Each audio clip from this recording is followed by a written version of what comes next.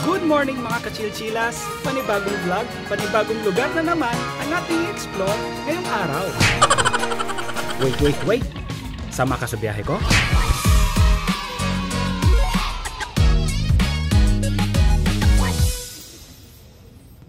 How to get there?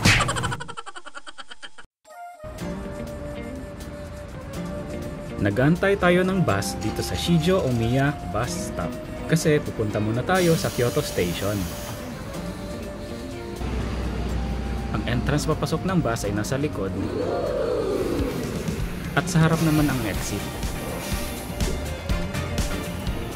Ang bus ticket ay nasa 230 Japanese yen o humigit kumulang 86 pesos.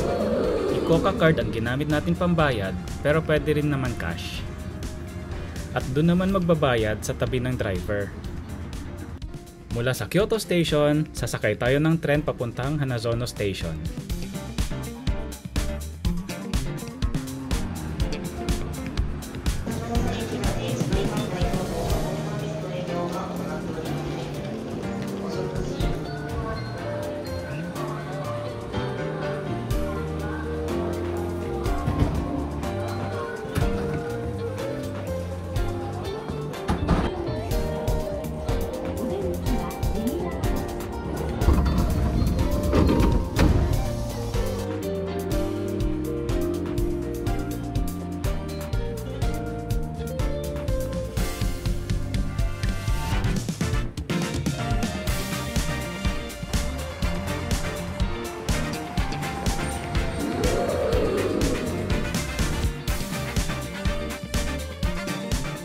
Mula sa Hanazono Station, maglalakad tayo ng 15 to 20 minutes.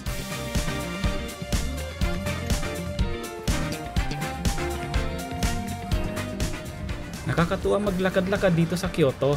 Bukod sa malamig na klima at makukulay na mga puno, napakalinis din ng lugar at napaka-relaxing ng vibes.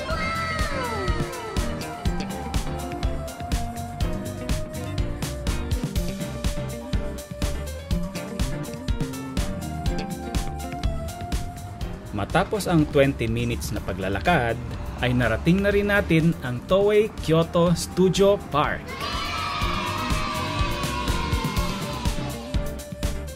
Ang entrance fee ay 2,400 Japanese yen o nasa 900 pesos per person.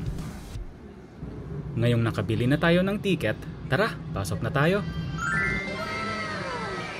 Ito ang Padios, ang indoor entertainment area kung saan nakadisplay ngayon ang iba-ibang mga Mask Rider.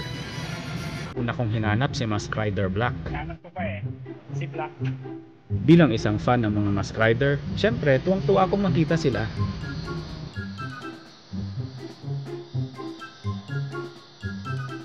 Hinanap ko si Mask Rider Black. Hinanap ko si Black pero hindi ko siya nakita kahit saan. Lumabas ata siya para harapin ang mga kalaban. Share nyo naman sa comment section kung nakita nyo siya rito.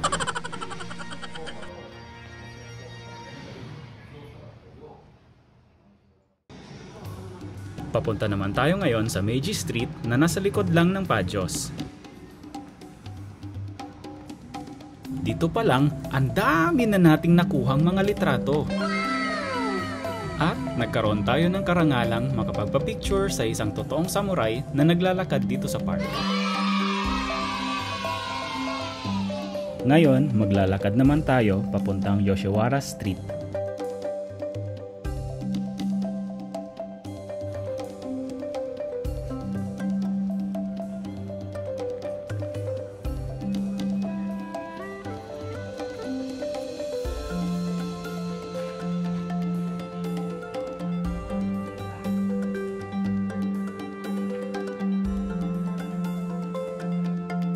Sunod naman nating pupuntahan ay ang plaza.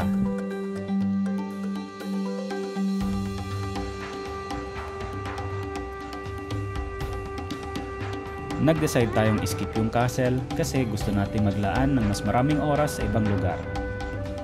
Nakakatawa panoorin tong ninja gumagapang paatras. Tapos diretso na tayo sa Evangelion Base.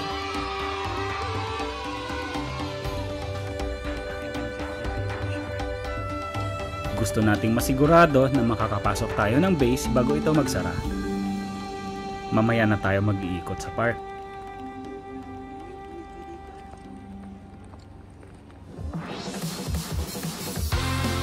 Sa wakas, nandito na tayo sa Evangelion Kyoto Base. Nagbukas sa publiko ang Evangelion Kyoto Base noong October 2020. Tara, akyat na tayo at magpa-picture.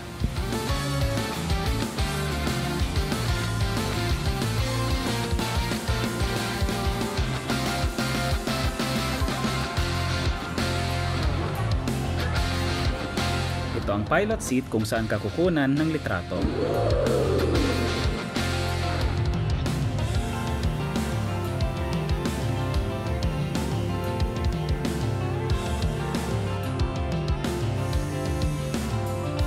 Pa-picture pa tayo ng isa bago tayo umexit.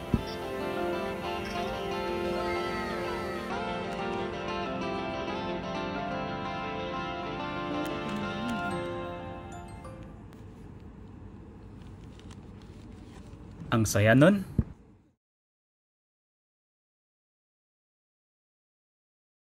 Kain muna tayo ng snacks.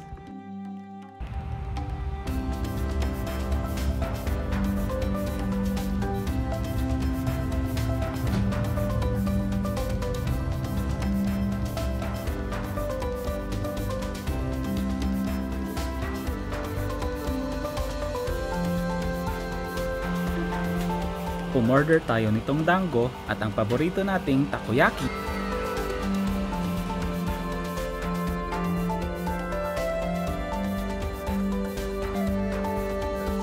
Nakaka-relax talaga dito at na-enjoy natin yung view habang kumakain ng dango.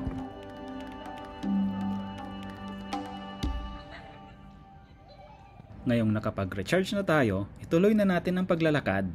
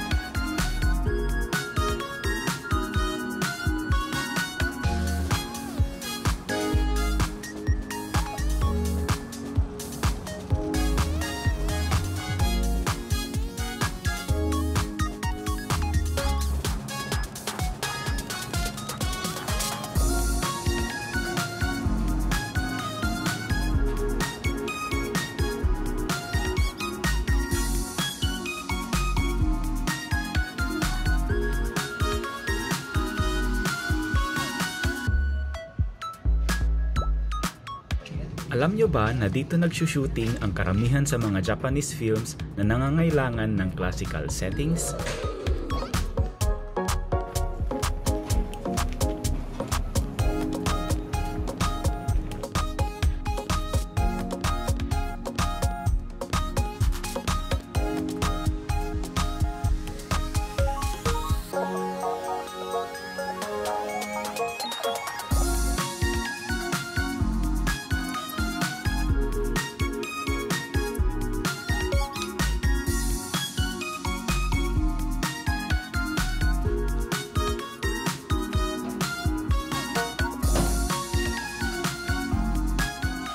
Bumili din tayo ng souvenirs sa souvenir shop.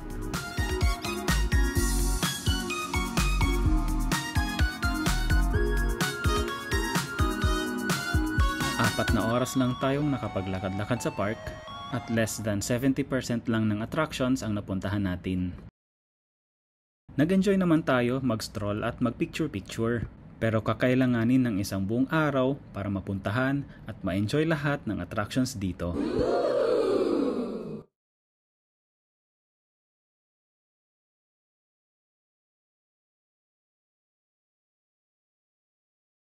Sunod nating pupuntahan ay ang Kyoto Tower.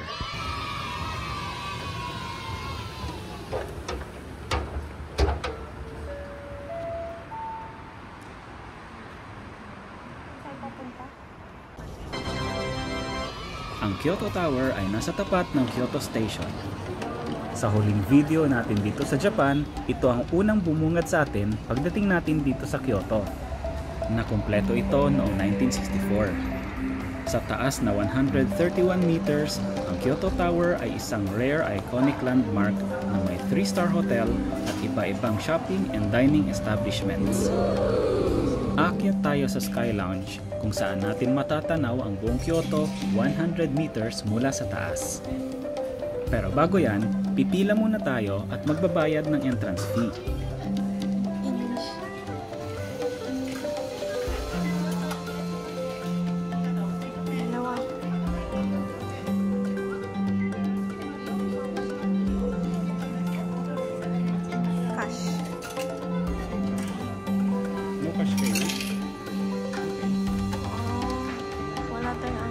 Card lang, no? Ito. Please insert card.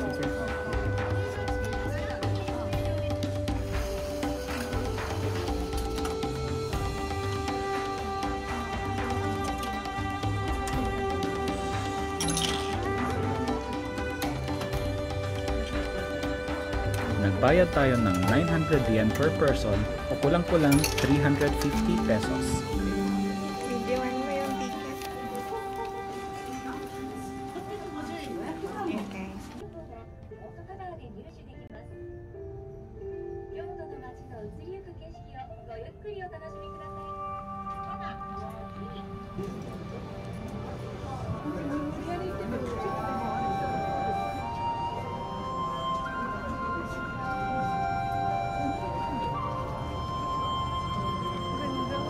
Mas maganda talaga ito, in person.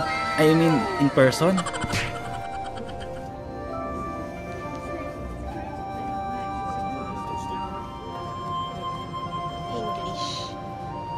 Dito mababasa natin ang mga impormasyon tungkol sa mga building sa paligid.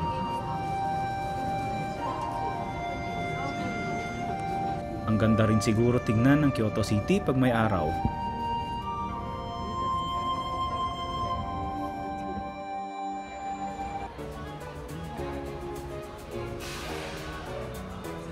Ngayong nabusog na ang mga mata natin, busugin naman natin ang tiyan natin.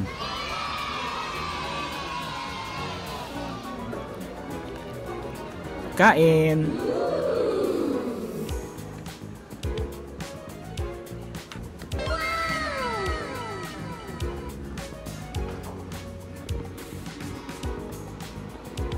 Busog na ang tiyan natin, pero lobat naman ang battery natin, kaya hanggang dito na lang muna tayo. Maraming salamat po sa panonood hanggang dulo.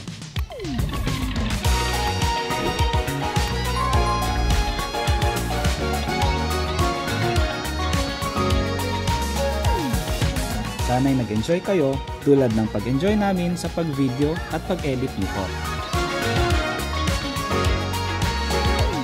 Sa next video, pupunta naman tayo sa Arashiyama.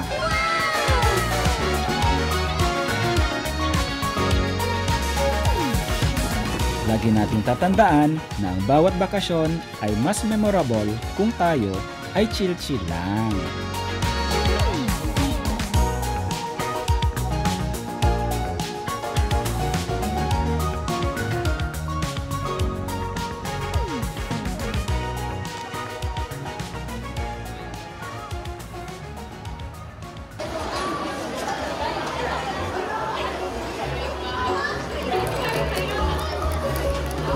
Sarap yan.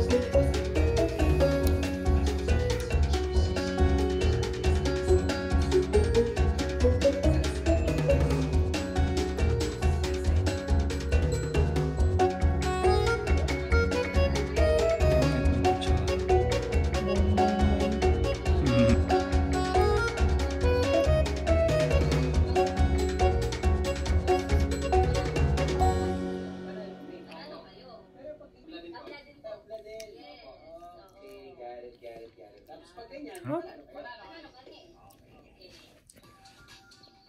Sarap.